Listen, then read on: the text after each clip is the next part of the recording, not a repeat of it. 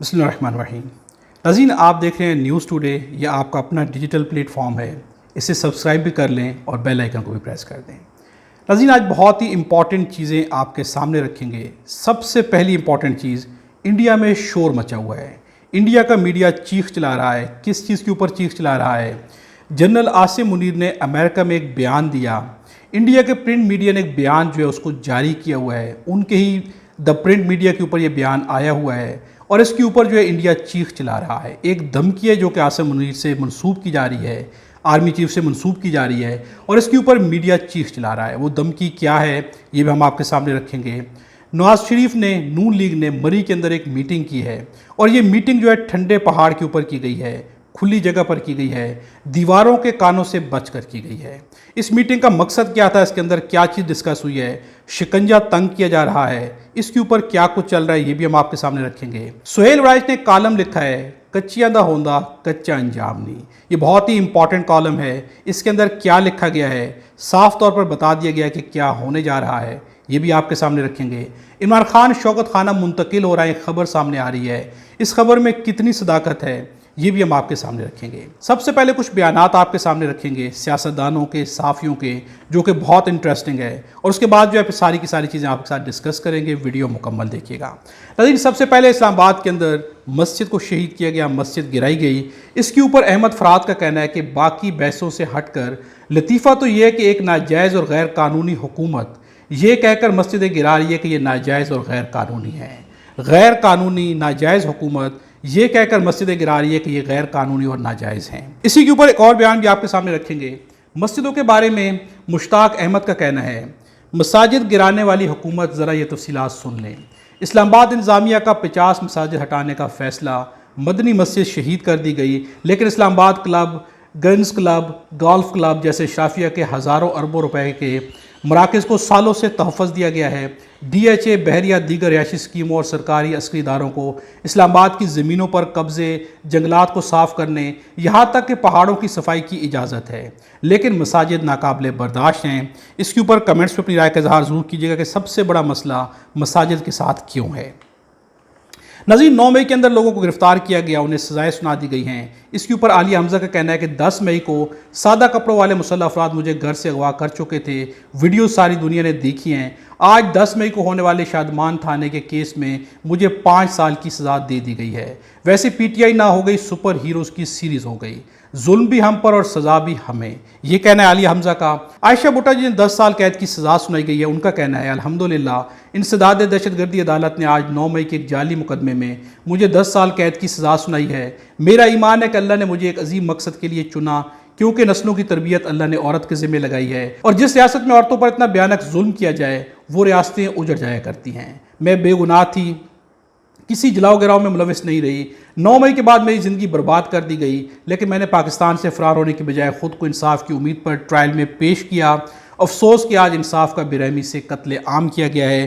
9 مئی کے اندر جن کو سزائیں سنائی گئی ہیں وہ اللہ کا شکر ادا کر رہے ہیں۔ خواجہ آصف کی کیا حیثیت ہے، ان کے منہ سے ان کی حیثیت آپ کے سامنے بیان کرتے ہیں۔ میں پارلیمنٹ لاجز میں رہتا ہوں، میں وہاں ریپیئر نہیں، میں نے محسن نقوی صاحب کے ترلے کیے، اسپیکر کے پاس گیا، وزیر اعظم کے ترلے کیے کہ وہاں دروازے ٹوٹ گئے ہیں، کھڑکیاں ٹوٹ گئی ہیں۔ ناظرین، پارلیمنٹ لاجز کے اندر خواجہ آصف رہتے ہیں اور وہاں کی کھڑکیاں دروازے ٹوٹ گئے ہیں، اور اس کے لیے انہیں ترلے اور منتیں کرنا پڑی ہیں، اور کھڑکیاں اور دروازے ٹھیک نہیں کیے جا رہے۔ یہ ہے ان کی اصل حیثیت۔ ناظرین، رانا ثناء اللہ نے ایک بیان دیا، نون لیگ اور میاں نواز شریف ہمیشہ سروسز چیف کی مدت ملازمت میں توسیع کے مخالف رہے ہیں، جس کے جواب میں صابر شاکر کا کہنا ہے تاریخ بدلے گی یا جنرل عاصم منیر، یعنی کہ اس کے اوپر اب کیا جائے گا، یہ ایک سوال ہے جس کا جواب بالکل نہیں آنا۔ ایک اور چیز ہے جو کہ ہم آپ کے سامنے رکھیں گے، اور محمود خان اچکزئی کا یہ ایک بیان ہے، ہم ضیاء الحق اور مشرف کو برا بھلا کہتے ہیں، ان میں پھر بھی شرافت تھی۔ پشتوں میں کہتے ہیں کہ خان کا نوکر 1.5 خان ہوتا ہے، یعنی کہ نوکر اس سے بھی بڑھ کے ہوتا ہے۔ یہ سارے 1.5 خان بنے ہوئے ہیں۔ شہباز شریف، خدا کو مانو، آپ نے عوام کی طاقت نہیں دیکھی۔ غریب عوام جب حملہ آور ہوتی ہے تو فرعون، نمرود اور قارون کو فارغ کر دیتی ہے۔ یہ بیانات ہیں جو کہ سامنے آئے ناظرین، بہت امپورٹنٹ ہے۔ اس کے بعد ایک بیان سلیم صافی نے دیا ہے، بغض کی انتہا کی ہے۔ پاپولر لیڈر وقتی طور پر لوگوں کو بہت اچھے لگتے ہیں، عمران خان کے بغض میں بیان دیا گیا ہے۔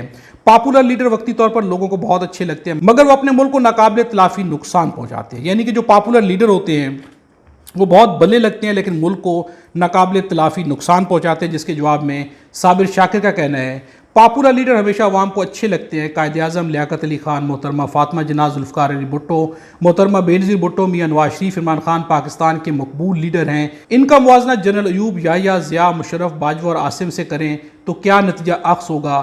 غیر مقبول ہمیشہ ڈکٹیٹر ہوتا ہے، نقصان بھی وہی پہنچاتا ہے۔ ناظرین، آپ کیا سمجھتے ہیں؟ کمنٹس میں ضرور بتائیے گا۔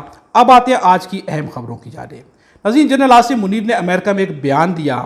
ان کے بیان کو انڈیا کس طرح سے لے رہی ہے، بلکہ انڈیا کے دا پرنٹ، ان کا ایک میڈیا ہے دا پرنٹ کے نام سے، انہوں نے جنرل عاصم منیر کے نام سے ایک بیان کو منسوب کیا ہے، جو کہ کہیں پر بھی نہیں لگتا کہ جنرل عاصم منیر نے یہ بیان دیا ہوگا۔ دا پرنٹ کا کلیم کرنا ہے کہ جنرل عاصم منیر نے ایک بیان دیا ہے۔ ان کا کہنا ہے کہ ہم ایک ایٹمی ملک ہیں، اگر ہمیں نقصان پہنچایا گیا تو ہم اپنے ساتھ آدھی دنیا کو بھی اڑا دیں گے۔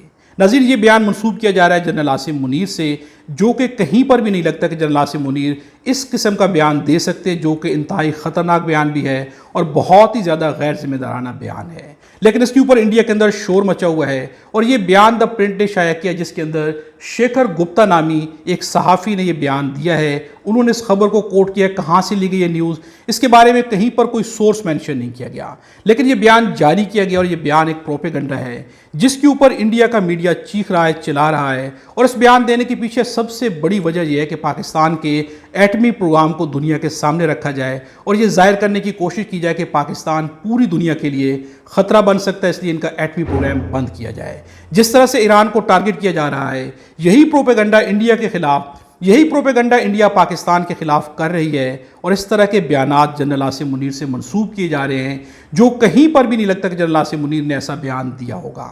ناظرین، اس کے علاوہ ہم آپ کے سامنے ایک خبر رکھیں گے، یہ خبر بہت امپورٹنٹ ہے۔ سہیل ورائچ نے کالم لکھا ہے، لیکن اس کالم سے پہلے ایک امپورٹنٹ چیز جو کہ اس کالم سے ریلیٹ ہوتی ہے، وہ چیز یہ ہے کہ نواز شریف نے مری میں ایک میٹنگ کی ہے۔ پاکستان مسلم نواز کی کچن کیبنٹ نے ایک میٹنگ کی ہے، جس کے اندر بہت بڑے بڑے لوگ شامل ہوئے ہیں، جس میں نواز شریف ہیں، شہباز شریف ہیں، مریم نواز ہیں، خواجہ آصف ہیں، خواجہ سعد رفیق ہیں، پرویز رشید ہیں۔ اس کے علاوہ جو ہے وہاں پر احسن اقبال نے بھی شرکت کی ہے، اعظم نذیر تارڑ بھی موجود تھے، اور بہت سارے اور افراد بھی شامل تھے۔ یہ ایک ایسی میٹنگ ہے کہ جس کے اندر خواجہ سعد رفیق کو بھی بلایا گیا ہے، جو کہ عدم اعتماد کے بعد حکومت کرنے کے خلاف تھے۔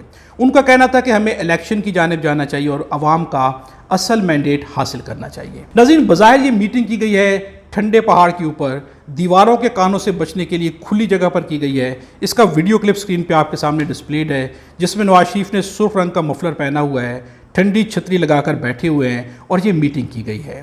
دکھایا یہ گیا ہے کہ یہ میٹنگ الیکشنز کے بارے میں کی جا رہی ہے۔ 3 سیٹیں جن کے اوپر ڈی نوٹیفائی کیا گیا تھا، وہاں سے الیکشن ہونے ہیں، اور ان 3 سیٹوں کے لیے اتنی بڑی میٹنگ ہے جس میں بہت ہی اہم افراد نے شرکت کی۔ ناظرین، یقیناً یہ میٹنگ صرف 3 سیٹوں کے لیے نہیں کی گئی، اس میں جس طرح کے لوگ شامل ہوئے ہیں، یہ میٹنگ 3 سیٹوں کے لیے نہیں کی گئی ہے۔ یہ میٹنگ آخر کیوں کی گئی ہے، اس کے پیچھے اصل مقصد کیا ہے، چل کیا رہا ہے، ہم آپ کے سامنے رکھتے ہیں۔ اور اس کے پیچھے سب سے بڑا مقصد جو ہے وہ سہیل ورائچ کا ایک کالم ہے، جو کہ ثابت کر دیتا ہے کہ اس کے پیچھے کیا مقصد ہے۔ سہیل ورائچ نے ایک کالم لکھا، جس کالم کا عنوان انہوں نے رکھا تھا کچیاں دا ہوندا کچا انجام نہیں۔ پنجابی کے اندر اس کا ایک ٹائٹل رکھا گیا ہے۔ اس کے پیچھے سہیل ورائچ کہنا کیا چاہتے ہیں کہ جب آپ کے رشتے کچے ہوتے ہیں، مفادات کے ہوتے ہیں، اور صرف مفادات کی بنیاد کے اوپر ہوتے ہیں، تو ان کا انجام بھی بہت کچا ہوتا ہے۔ وہ مستقل رشتے نہیں ہوتے، وہ کبھی لمبے نہیں چلتے۔ سہیل ورائچ نے بڑی زبردست گفتگو کی، ہم آپ کے سامنے ان کا پورا بیان رکھتے ہیں۔ سہیل ورائچ کا کہنا ہے کہ تحریک انصاف کو زیرو کرنا حکومت اور مقتدرہ کا مشترکہ ہدف تھا، اور جب تحریک انصاف بقول مقتدرہ آخری سانس لے رہی ہے تو پھر حکومت کا بوجھ اٹھانے کی ضرورت کیا ہے؟ ہدف پورا ہو گیا، اب حکومت کا جواز ہی نہیں رہا۔ حکومت اور اپوزیشن دونوں کو آخری دموں کی طرف دھکیل دیا گیا ہے۔ حکومت اور اپوزیشن کو آخری دموں کی طرف دھکیل دیا گیا ہے۔ ناظرین، جب مفادات کی سیاست کی جائے، جب مفادات کے لیے ایک دوسرے کا ساتھ دیا جائے، تو پھر رشتے ہوں، اقتدار کی کرسیاں ہوں، نظام ہو، سب کچھ اتنی دیر چلتا ہے۔ نظام کو آخری دموں کی طرف دھکیل دیا گیا ہے، رشتے آخر کی طرف بڑھ رہے ہیں، سب جو اپنے انجام کی طرف ٹریول کرتے ہوئے نظر آتے ہیں، سفر جو وہ آخرت کی طرف جاری ہے، ہر شخص آگے بڑھتا جا رہا ہے۔ کیا ہم منزل پہ پہنچ رہے ہیں، یا آخرت کی جانب بڑھتے جا رہے ہیں۔ اس طرح کی سیاست کا پہلے بھی کئی دفعہ یہ لوگ انجام دیکھ چکے ہیں، لیکن انجام سے غافل ہو کے لوگوں نے جتنے بھی سٹیپس اٹھائے ہیں آگے پھر یہی انجام دیکھنے کو ملنے والا ہے۔ ناظرین، مری کے اندر جو میٹنگ کی گئی، اس میٹنگ کا مقصد الیکشن ہرگز نہیں ہے۔ اس میٹنگ کا مقصد ہے یہ خوف جو کہ پیدا ہو رہا ہے کہ جب عمران خان ایک طرف سائٹ پہ بیٹھے ہوئے ہیں اور مقتدرہ نے یہ ثابت کرنا شروع کر دیا ہے کہ جب عمران خان کو بقول ان کے ہم نے زیرو کر دیا ہے تو اب آپ کی حکومت کا بوجھ ہم کیوں اٹھائیں؟ یعنی کہ یہ حکومت ایک بوجھ ہے جو کہ ناجائز حکومت ہے، جو کہ فارم 47 کی بنیاد پہ بنی ہوئی حکومت ہے، اس کا بوجھ اب لانے والے بھی نہیں اٹھانا چاہتے۔